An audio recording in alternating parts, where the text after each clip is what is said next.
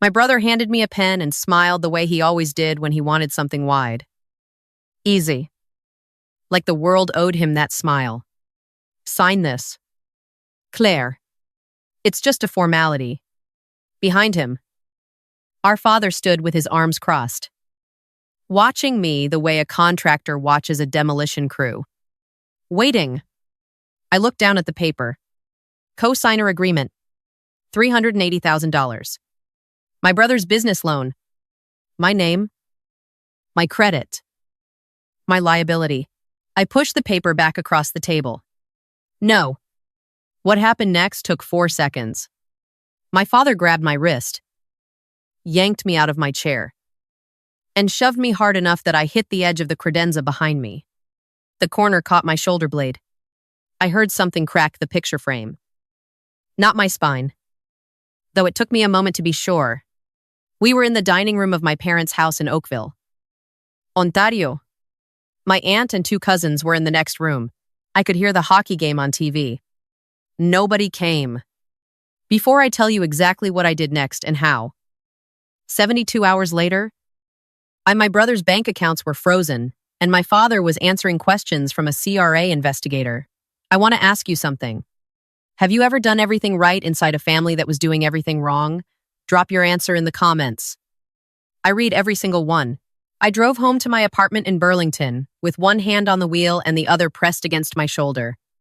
Not broken, just bruised deep enough that I'd feel it for 2 weeks. I'm Claire. I'm 31 years old. I'm a licensed insolvency trustee, which means, for a living, I walk into financial disasters and figure out exactly who caused them and how. I trace money. I read documents the way other people read faces. I know what fraud looks like before it's finished happening. I had been looking at my family's finances for 3 years and telling myself it was complicated. It wasn't complicated. I had just not wanted to see it clearly. I sat down at my kitchen table with a cold pack on my shoulder and opened my laptop. My father, Robert, had been running a property management company out of Mississauga for 22 years.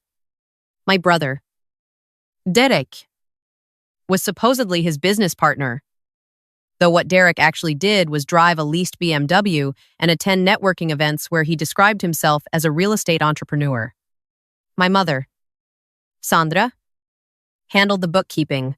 She had done the books for my father's company since before I was born, which meant she knew exactly what was in them. 3 years ago, I had noticed something. Derek's personal visa bill. I had seen it by accident when it came to the wrong address. Mine. Because Derek had listed my apartment as his mailing address, without asking, showed $14, 0 inches charges to a hospitality supplier I didn't recognize. I asked Derek about it. He said it was a business expense. I asked why a business expense was on his personal card. He told me to mind my own business and called our mother, who called me and said I was causing stress. I paid it no more attention. That was my mistake. Now I sat in my kitchen and started pulling threads. I still had access to a shared family Dropbox folder my mother had set up years ago for tax documents. She had never removed me. I had never looked at it the way I was looking at it now. The files went back 6 years. I opened the oldest ones first. My father's company had a line of credit through a major Canadian bank. The credit limit had been raised 4 times in 5 years. The stated reason, each time, was business expansion. I pulled the corresponding year's revenue statements. Revenue had not expanded. It had, in fact, has been declining since 2021. The raises in credit had not been financing growth. They had been financing the appearance of growth new trucks with the company logo, a refurbished office, Derek's salary, which I now saw listed at $127. 000 a year for a role described as Director of Business Development. I cross-referenced the loan applications against the revenue statements. The numbers submitted to the bank did not match the numbers in the internal files. The gap wasn't rounding error. The gap was $340. 000 over 3 years. My father had been submitting falsified financial statements to obtain credit. That is bank fraud. In Canada, that is a federal offense under the criminal code. And the maximum sentence is 14 years. I sat back in my chair. My shoulder throbbed. The cold pack had gone warm. Derek's loan, the one they had wanted me to co-sign tonight, was not a new business venture. It was a last move. The bank had flagged the account. I could see it in the correspondence folder. A letter from the lending officer dated 6 weeks ago, asking for updated financial documentation before any further credit could be extended. They needed new paperwork. They needed it to look clean. And they needed a co-signer with an unblemished credit profile and no apparent connection to the fraud. That was me. That was always going to be me. They didn't shove me into that credenza because they were frustrated. They shoved me because the trap hadn't closed and they were running out of time. My phone lit up. It was my mother. I answered because I needed to hear what she would say. Claire. She said, "You have to come back and sort this out. Your father is beside himself. Derek needs this loan to go through by end of week, or the whole thing collapses. You are the only one with the credit score to make this work. You know how hard your father has worked? You know what this family has sacrificed?" I pressed the phone against my ear and listened. What I noticed was what she didn't say. She didn't ask about my shoulder. She didn't mention that her husband had physically thrown his daughter across a room. She had been in the house. She had heard it happen. She chose the dining room over the living room. I chose her silence over my safety, and was now on the phone asking me to choose her comfort over my future. I understand. Mom, I said. So, you'll come back? No. I said, I understand what happened. I'm not coming back. Claire. Don't be. I hung up. Then I sat very still for a moment. Because I had just made a decision that could not be unmade. When you report financial fraud to the Canada Revenue Agency or the Financial Transactions and Reports Analysis Centre of Canada, FinTrack, you cannot take it back. Files get opened. Investigators get assigned. The process belongs to the government. Not to you. I was not going to be the one who stopped it once it started. I needed to be certain. I opened a new spreadsheet and worked for 3 hours. By midnight, I had a clean summary document, falsified revenue statements, loan applications with supporting figures that didn't match internal records, the timeline of credit raises versus actual revenue, Derek's salary structure, and the pending loan they had tried to get me to sign. I had the Dropbox files saved locally. I had screenshots with timestamps. I had the letter from the bank. I also had something else. 2 years ago, I had been named as a joint account holder on a small savings account my grandmother had set up before she passed. My father had told me the account had been closed after her estate was settled, that there had been nothing left in it. I had believed him because I was 29 years old and grieving and not yet working in insolvency. I was working in insolvency now. I searched the account number I still had from the original paperwork. The account had not been closed. It had been transferred. The balance at the time of transfer had been $67. Ling, ling, ling. The transfer had gone to an account in my father's name only. My grandmother had left that money to me and my brother equally. My father had moved it, told me it didn't exist, and spent it. I had documentary proof of all of it. I picked up my phone and called the one person I trusted to tell me if I was about to do something catastrophic or something necessary. It was past midnight. She answered on the second ring. Vivienne had been my supervisor when I first articled in insolvency 5 years ago. She now ran her own practice in downtown Toronto. She was 63 years old. Had testified as an expert witness in federal fraud proceedings 11 times. And did not have a sentimental bone in her body. I told her everything. The shove. The loan. The falsified statements. The Dropbox folder. The grandmother's account. She was quiet for most of it. When I finished, she said, "You know what you have here?" "Yes." I said, "And you know what happens when you file it?" "Yes." She was quiet again. Then she said, "You're a licensed insolvency trustee." "Claire, If you have knowledge of fraud and you don't report it, that's a problem for your license. You're not deciding whether to blow up your family. You're deciding whether to do your job. That reframe was the thing I needed. Not permission. Clarity. She gave me 2 names. The first was a contact at Fintrack's Financial Intelligence Unit. The second was a Crown prosecutor in the Financial Crimes Division of the Ontario Ministry of the Attorney General, who she had worked with on a previous case. She told me to send the summary document to her first so she could review it, and that she would make the introduction by morning. I sent the file at 1247 a.m. Adopt cinci sprezece a.m. Vivian called back. She had spoken to the Crown Prosecutor's office, given the documentary evidence, the pending loan deadline, and the risk of asset movement. They were treating it as time-sensitive. A CRA investigations officer would be in contact with me directly within the day. In the meantime, the bank had been quietly notified through the appropriate channel, and Derek's pending loan application had been flagged for hold. The application would not be going through by end of week. I went to work. I sat at my desk and did my job, and did not check my phone except at lunch, when I found 4 missed calls from my mother, 2 from Derek, and a text from my father that said, "Call me. We can work something out." I did not call back.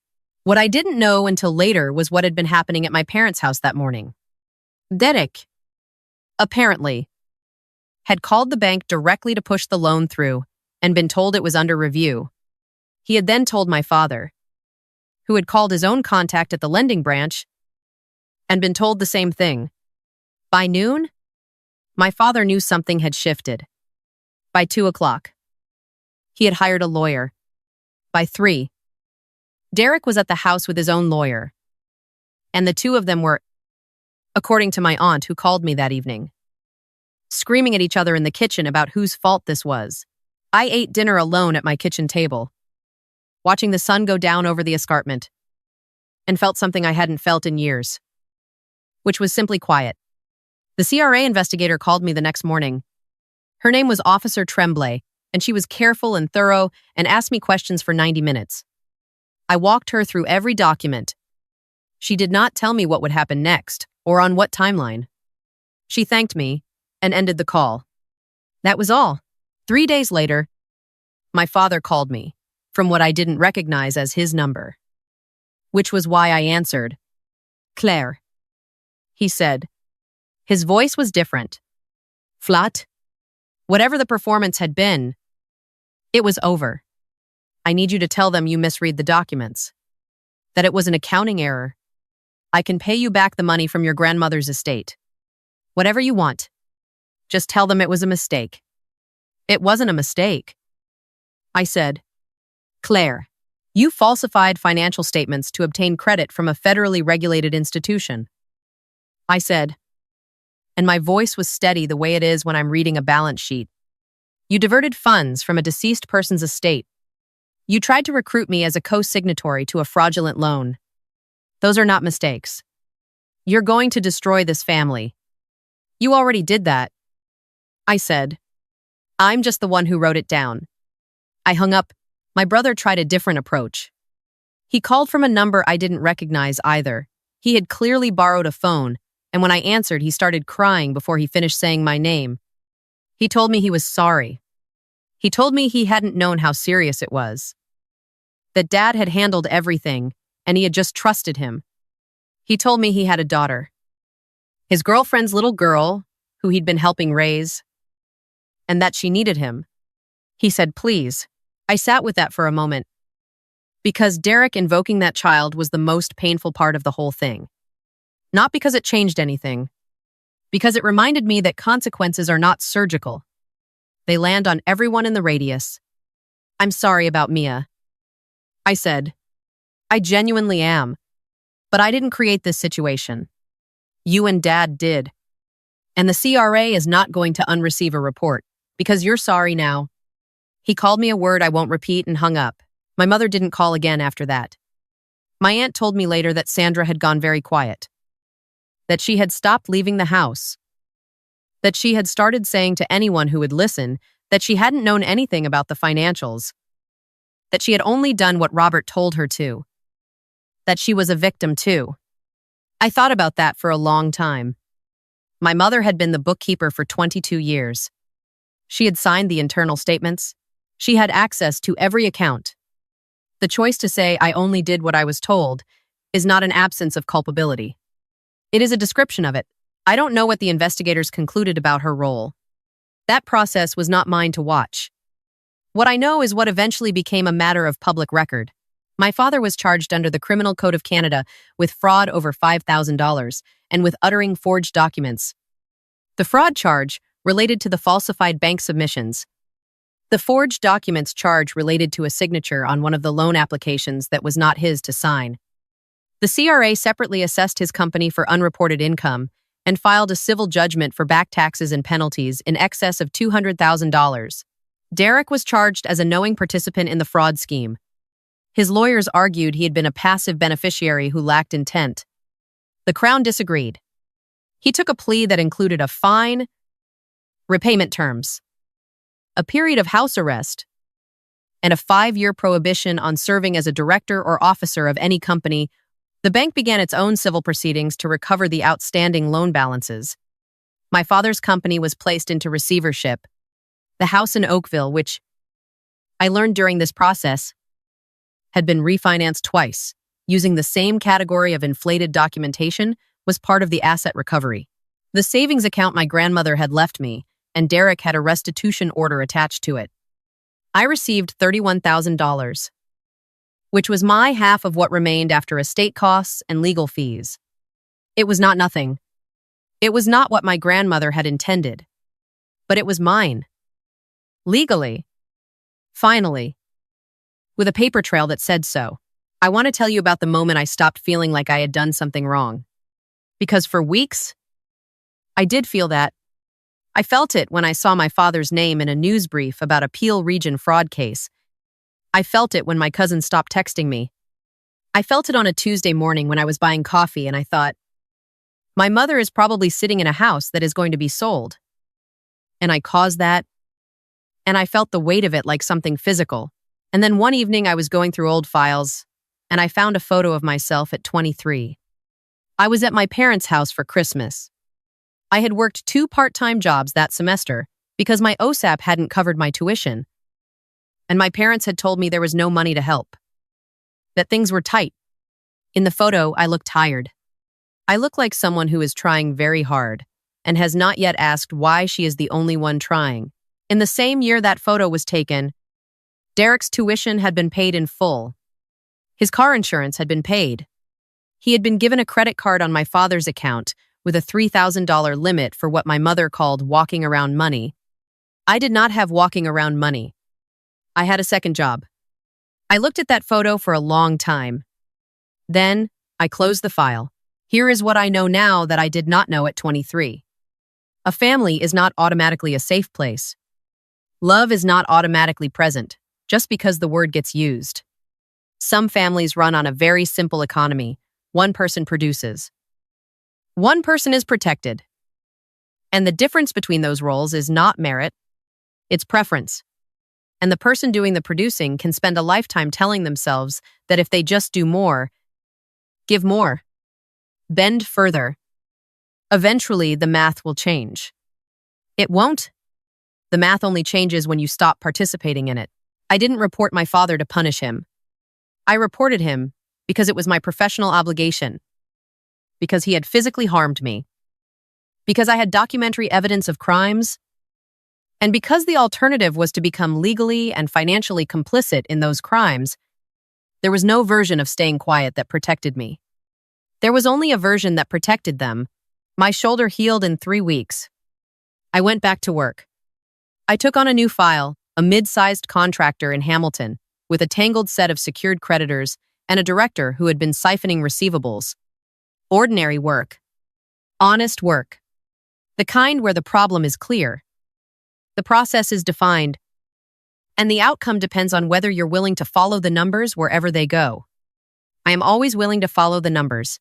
If you've ever been the person in your family who was expected to hold up the ceiling while everyone else lived in the house, type foundation in the comments. And if this story stayed with you, share it. Someone you know might need to hear that walking out is not the same as giving up. Sometimes it's the only honest thing left to do.